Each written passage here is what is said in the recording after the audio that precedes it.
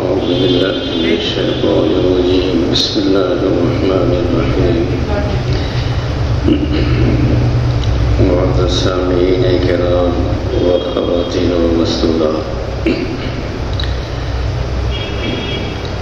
آج کی اس مختصر سی مجلس کا عنوان ہے روزہ اور زبان کی اہمیت۔ مختصر سی روشنی اس پر ڈال دی جائے۔ ایک مرتبہ سرکار دو عالم صلی اللہ علیہ وسلم نے زبان کی طرف اشارہ کرتے ہوئے حضرت معاذ بن جبل رضی اللہ تعالی عنہ سے ارشاد فرمایا، معاذ، تو عرض کیا کہ یا رسول اللہ، آپ نے فرمایا کہ ہم جو الفاظ بولتے ہیں یا جو بات ہم کرتے ہیں، تو اس حضرت معاذ نے یہ سوال کیا جناب رسول اللہ صلی اللہ علیہ وسلم سے کہ اللہ کے رسول، جو الفاظ، جو جملے ہم بولتے ہیں یا جو باتیں ہم کرتے ہیں، کیا اس پر بھی ہمارا مواخذہ ہوگا؟ رسول اکرم صلی اللہ علیہ وسلم نے ارشاد فرمایا، عربی میں جملہ ہے ایسے موقع پر ثقیلت کو اموں کا یا معاذ، اس کے جو لفظی اور ٹھیٹ جو ترجمہ ہے اردو میں وہ یہ ہوتا ہے کہ معاذ تمہاری ماں تجھے گم کرے، یعنی کاش کہ تمہاری ماں نے تمہیں پیدا ہی نہیں کیا ہوتا، ایسا سوال کر رہے ہو۔ پھر فرمایا آپ نے کہ جہنم کی آگ میں اوندھا منہ گرائے جانے والے زیادہ تر اپنی زبان کی بے اعتدالیوں کی پاداش میں گرائے جائیں گے۔ یہ روایت ترمذی شریف کی ہے۔ اس میں شک نہیں کہ اکثر برائیوں کی جڑ زبان ہے، اگر اس پر قابو پا لیا جائے تو آدمی بہت سے گناہوں سے محفوظ رہ سکتا ہے۔ زبان کے بارے میں عربی میں آتا ہے اور غالباً یہ حدیث بھی ہے کہ جرم ہو صغیر و جرم ہو کبیر۔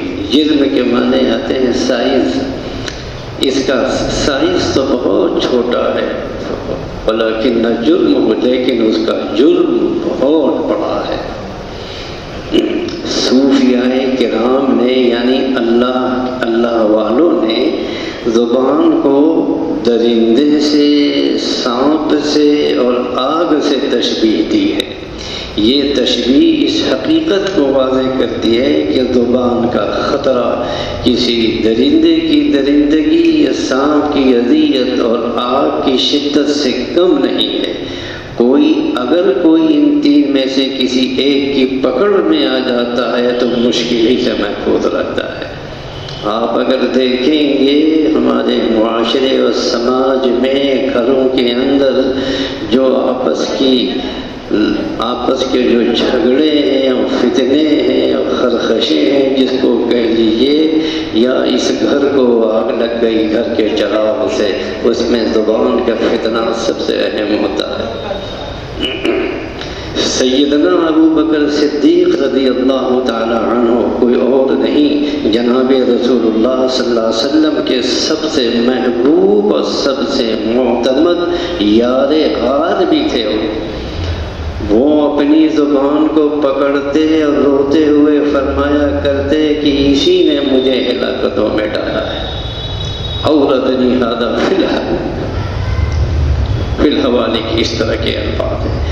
حضرت عبداللہ بن عباس رضی اللہ تعالی عنہ زبان کو مخاطب کرتے ہوئے فرماتے، ارے زبان، اگر تو اچھی بات کرے گی تو فائدے میں رہے گی، خاموش رہے گی تو شر سے محفوظ رہے گی۔ اللہ تعالیٰ اس مسلمان کے ساتھ رحم و کرم کا معاملہ فرمائے جس نے اپنی زبان کو بدگوئی سے روکا۔ غیبت سے منع کیا، بیہودہ گوئی سے دور رکھا، حرام سے بچایا۔ اللہ اس شخص پر رحم کرے جو بولنے سے پہلے اپنے الفاظ پر غور کرتا ہے کہ میں کیا بول رہا ہوں اور کسی کے بارے میں کیا کہہ رہا ہوں،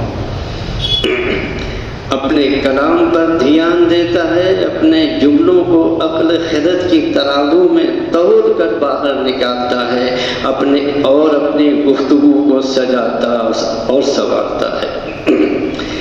بظاہر ایک چھوٹا سا عضو بدن ہے زبان، لیکن اس سے نکلا ہوا ایک لفظ ہی آپ غور فرمائیں گے تو کفر اور اسلام کا یہ فیصلہ، کفر اور اسلام کا یہی لفظ جو ہے فیصلہ بھی کر دیتا ہے۔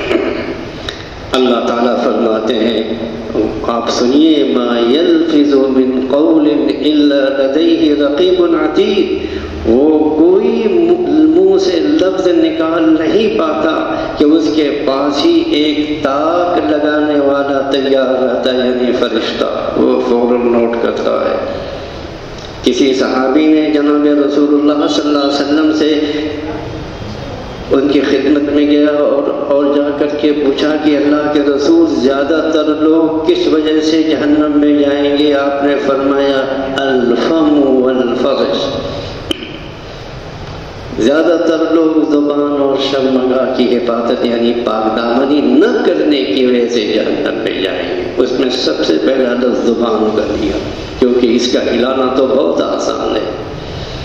حضرت ابو سعید خدری کی روایت ہے کہ جب آدمی صبح اٹھ کر اٹھتا ہے تو اس کے تمام اعضائے بدن، جسم کے جتنے بھی اعضاء ہیں، پارٹ ہیں، وہ زبان پر لام تان شروع کر دیتے ہیں اور اس سے کہتے ہیں ہمارے معاملے میں اللہ سے ڈرتی رہنا، اس لیے کہ اگر تو سیدھی رہے گی تو ہم بھی سیدھے رہیں گے، اور تو ٹیڑھی چلے گی تو ہم بھی ٹیڑھی چلیں گے۔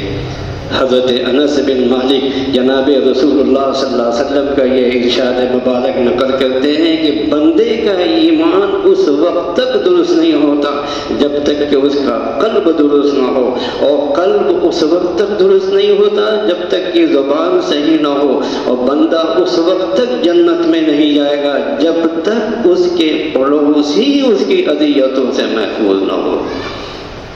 آج پڑوس کے اعتبار سے میں آپ سے کیا عرض کروں، آپ بھی جانتے ہوں گے سب سے زیادہ اگر کسی کی شبیہ خراب ہے تو مسلمان کی۔ بڑے شہروں میں جائیے، پوش لوکیلٹی میں، کالونیوں میں لکھ دیا جاتا ہے، اس کے آئین میں رہتا ہے کہ مسلم از ناٹ الاؤڈ، مسلمان نہیں الاؤڈ۔ بمبئی میں کتنی کالونیاں ہیں کہ ان کو جگہ نہیں دی جاتی، کہتے یہ ہیں کہ یہ آتے ہیں تو جھگڑا کرتے ہیں، یہ کسی قانون کی پابندی نہیں کرتے۔ کیا ہمارا حال تھا اور ہم کہاں پہنچ گئے، کیا ہمارے اخلاق ہو گئے۔ ایک روایت، بہرحال آپ کا وقت ختم ہو رہا ہے، بس تھوڑی سی بات، بہرحال زبان کی آفتیں بے شمار ہیں۔ جب حضرت علی بن بکار کا ایک قول تو سنا دوں، وہ عجیب ہے۔ آپ فرماتے ہیں کہ اللہ تعالیٰ نے ہر چیز کے 2 دروازے بنائے ہیں، مگر زبان کے 4 دروازے۔ کبھی آپ نے سوچا زبان کے بارے میں 4 دروازے ہیں؟ آپ نے فرمایا دیکھو زبان کے 4 دروازے ہیں، 2 دروازے ہوں، اوپر نیچے کے ہونٹ 2 دروازے، ایک دروازہ پہلا یہ، اور اوپر نیچے کے 2 دروازے۔ شفیق بلخی رحمہ اللہ فرماتے ہیں اپنے وقت کے زبردست لوگوں میں سے تھے کہ حضرت عبداللہ ابن مبارک سے سوال کیا گیا۔ عبداللہ ابن مبارک اپنے وقت کے بہت بڑے محدث بھی تھے، بہت بڑے مفسر بھی تھے، بہت بڑے اللہ والے بھی تھے، اور بہت بڑے مالدار بھی تھے۔ اللہ نے مال بھی ان کو بہت دیا تھا، اور بہت ہی حسین و جمیل بھی تھے۔ آپ ان سے سوال کیا گیا کہ آپ نماز پڑھ کر فوراً واپس تشریف کیوں لے فوراً واپس کیوں ہو جاتے ہیں؟ ہمارے پاس کیوں نہیں بیٹھتے؟ جو چوکڑی بیٹھتی ہے تھوڑی تھوڑی تھوڑی تھوڑی تھوڑی جہاں دیکھیے چل رہے ہیں باتیں ہو رہی ہیں۔ فرمایا میں مسجد سے اٹھ کر صحابہ کرام اور تابعین کے پاس جا کر کے بیٹھ جاتا ہوں، ان کی کتابیں پڑھتا ہوں، ان کی روایات و آثار کو دیکھتا ہوں۔ تمہارے پاس بیٹھ کر کیا کروں؟ تم لوگ غیبت ہی تو کرو گے، اور کیا کرو گے؟ کسی کا مذاق اڑاؤ گے۔ سیدنا عمر ابن خطاب رضی اللہ تعالی عنہ نے حضرت احنف بن قیس سے ارشاد فرمایا، اے احنف، جو زیادہ بولتا ہے اس سے زیادہ لغزشیں سرزد ہوتی ہیں، جس کی لغزشیں زیادہ ہوتی ہیں اس کی حیا ختم ہوتی ہے، جس کی حیا جاتی رہتی ہے اس کے دل سے خوف خدا جاتا رہتا ہے، اور جس کے دل سے خوف خدا ختم ہوتا ہے اس کا دل مر جاتا ہے۔ جب عام حالات میں، یہ آخری بات، عام حالات میں زبان کو قابو میں رکھنا اس قدر ضروری ہے تو روزے کی حالت میں کتنا ضروری ہوگا۔ جو شخص جھوٹ بولتا ہو، غیبت کرتا ہو، گالی دیتا ہو، خرافات بکتا ہو، اس کا روزہ کس طرح سلامت رہ سکتا ہے؟ اللہ کے رسول نے اسی لیے وارننگ دی تھی، اگر تم صرف کھانا پینا چھوڑ کر کے سارے خرافات کرتے رہو گے تو اللہ کو ایسے کھانے پینے چھوڑنے کی کوئی ضرورت نہیں ہے۔ اس لیے حدیث میں فرمایا گیا ہے کہ اذا كان الصوم يوم صوم احدكم فلا يرفث ولا يسخط فإن سابه او قاتله فليقل اني صائم۔